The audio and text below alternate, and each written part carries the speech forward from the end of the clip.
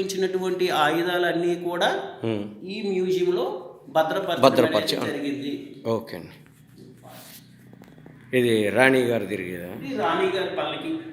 Okay. ఆ రోజుల్లో transfer కోసం ఇది రాణి గారి పల్లకి కూడా. కార్లు లేవు కాబట్టి అప్పట్లోనే ఉపయోగించేవారు. వీటిలో ఉపయోగించేవారు అప్పట్లోనే.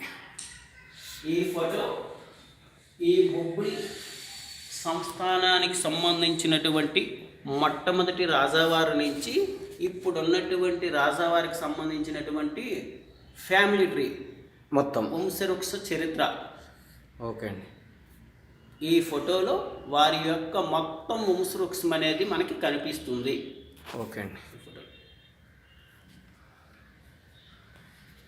ఈ రాజావారి పేరు ఏమన్నారు? గోపాలకృష్ణ రంగారావు గారు.